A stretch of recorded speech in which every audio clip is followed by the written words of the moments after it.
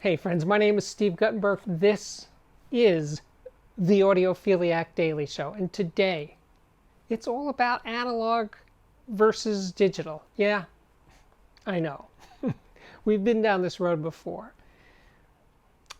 But I want to try it again, and with a more nuanced approach, and maybe not to convince that the analog people that digital is better, or that the digital people that analog is better. It's not really about that. But it's kind of about that. Let's just say they're different, right? The analog people say that analog is warmer, more natural, more engaging, just more analog. And the digital people, well, digital people say that digital is more accurate.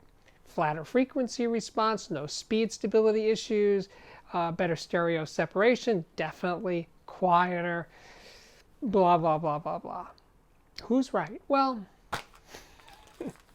let me put it to you this way. I'm in the middle of this, right? And I have been, although I will tell you right up front that though the CD format was introduced in 1982, the Sony Philips format, the first consumer digital format, I didn't buy a CD player for myself until, I'm pretty sure, 1989. I held out that long. And actually, I probably would have held out a bit longer, but I started working with Chesky Records, who was making digital recordings at the time and CDs. So I felt like I needed to own a CD player so I could listen to this music at home that I had worked on those sessions. So that's what made me take the plunge. And my first CD player was a Meridian. I can't remember the model number, but I guess it was maybe their least expensive CD player. It was cool. I loved the way the drawer opened. Nice machine. And I stuck with that for a couple of years. But the point is, I've owned a lot of really high-end digital in my life. I had the Meridian, I had Thetas of various levels, I had Wadias, I've had DCS, I have Denafreps and Mytek. Now, lots of really good digital has passed through this room. So I've taken digital seriously. I may, in my heart of hearts, be an analog guy, because I was born analog, as my wife likes to say. People who were born growing up listening to analog music maybe have a different perspective on it, although I'm sure many people who grew up with analog made the jump to digital and never looked back. That's an absolute. I believe that. Definitely there's plenty of those guys. Yeah, so yes, if you were born analog, as I was, I grew up listening to vinyl, listening to tape, it's the format that seems the most natural, I guess. What am I searching for? It just makes more sense to me. Analog has been a long and winding road. I started with my first, let's say, serious turntable was an Empire. That didn't work out so well. I had a Miracord. I've had a couple of different Lin LP12s. I've had a VPI. But my current turntable is an SME Model 15 with an SME 5 arm. And for cartridges, I've gone through many, many, oh God, so many. But over the last few years, a Koetsu Urushi Blue, freaking amazing cartridge. An Ortofon Cadenza Black, super more accurate, but still really good. A Cadenza Blue, recently a MySonic Lab Eminent EX cartridge. But right now it's back to Cadenza Blue, and I think that's where I'm going to stay for a while. And phono preamps, definitely. Phono preamps are hugely important. I would say I'm really coming around to, I think the phono preamp is more important than the cartridge itself. Investing into a great phono preamp is definitely super important if you're into analog. I've said many, many, many good things about the Shit Manny, which is $129, $149 phono preamp. For you getting into this, it's hard to beat for the money. Phono preamps in recent times for me have been the Parasound JC3 Plus, the Sutherland Little Loco, great. But I'm coming back around to the Vandenhull Grail. So that's where it lands for me. And records for me with that system are first and foremost engaging. They just keep pulling me in. I just keep hearing deeper and deeper into the mix. I'm tapping my foot, I'm bopping around, I'm having a great time playing records. And yeah, that's where I am. I have thousands of CDs, I have thousands of albums, and yeah, probably thousands of files to listen to. I'll tell you one thing, don't mix your analog and digital in a given listening session, right? If you're listening to LPs, stick with LPs. If you're playing CDs or files, just stick with those. Don't flip back and forth. Works better that way. I do. I just find it too jarring to switch from analog to digital or digital to analog. So in terms of this conversion aspect of analog to digital, digital to analog, I'll tell you a funny story that there was this young guy at CNET, and every time I saw him at the office, we were talking about music. Never about sound quality. He didn't seem at all interested in sound quality, but he loved music. And that's cool, you know. Not everybody is born to be an audiophile, right? But anyway, he tells me that he had an uncle who gave him his sound system, his turntable, receiver, some speakers, and a couple of hundred LPs. And he was saying how much he liked it. It's like, yeah. He liked the sound. He was really into the sound. Suddenly, listening to vinyl on that system turned him around.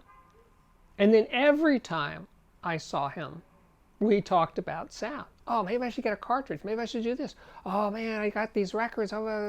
He was so into it. It transformed his relationship with recorded music.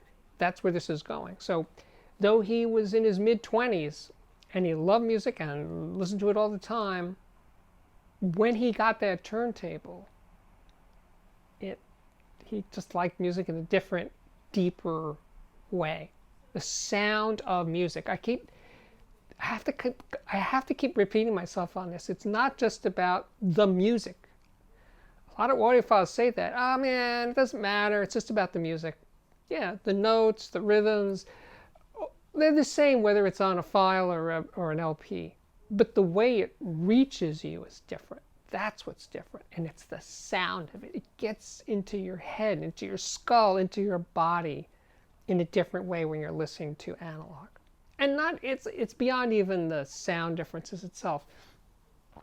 You're just more involved. You're more likely to be involved when you're playing a vinyl record than you are if you're just playing a file off your computer. Because you have to pick, first of all, because you have to go and get it. I mean, maybe buy it in a store, or if you have it at home, you have to get off your chair, go over, pull out the record, put it on the turntable, put the stylus in the groove, play the record, and then do it again when you're going to play the next record. When you're playing files, it's just like, and it's that. So you're automatically more engaged when you're playing vinyl than when you're playing files. I find that, well, music from the 80s to the present is much more likely to be recorded digitally. Digital is the native format for most music, certainly from the 90s to the present. And if it's already recorded digitally, I'm less interested in hearing a vinyl record of that music. It's digital. Might as well just listen to it in a digital format. Sometimes the vinyl sounds better than the CD because it was mastered better, blah, blah, blah, blah. That's true. I'm not dismissing it entirely. I'm just telling you my approach. So where do you stand on the analog digital, divide, right? Are you strictly one or the other? All vinyl all the time or all digital all the time? Yeah, plenty of people do that. Some people, a lot of people do both, right? They play CDs, and if they have a turntable, they play records. How does that work for you? I want to hear about that in the comments. Please tell us. Please share. I want to know. Because, in the audiophile journey, it's hugely important to at least ponder this question. And if you're in one or the other, if you're strictly digital, What would it take to convince you to try vinyl? Are you curious? Are you vinyl curious? Let's put it that way. Maybe that's a better way of putting it.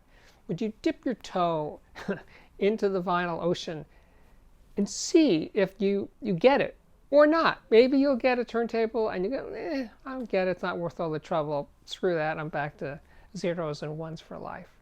Or the other way around, if you're a vinyl-only person and you're missing out on a lot of new music, maybe you should consider getting some digital. At least stream it. Why not? It's super easy to do nowadays. So, again, I want to hear from you guys how you straddle that. My name is Steve Guttenberg. This is the Audiophiliac Daily Show. If you dig it, hey, please subscribe. If you have already subscribed, thank you so much. We're closing in on 150,000 subscribers, and I expect to, and I hope to be there in early November. And you can be part of that surge. We'll fit you in. It's getting crowded in here a little bit. So many of you worldwide. Yeah, but please, I'm kidding around. Yes, please consider subscribing. And while you're at it, you might think about checking out the Patreon, which can be found at patreon.com/audiophiliac, and I will link to that below. While you're here, though, hey, there are playlists of music reviews and playlists of speaker reviews and headphone reviews and electronics reviews and interviews. Interviews with speaker designers and electronics designers, all kinds of cool people and audiophiles just like you. And picture galleries from audiophiles all over the world in those playlists. Anyway, I think my work here is at last complete. Thank you so much for watching, and I really, really do hope to see you back here again very, very soon. Bye-bye.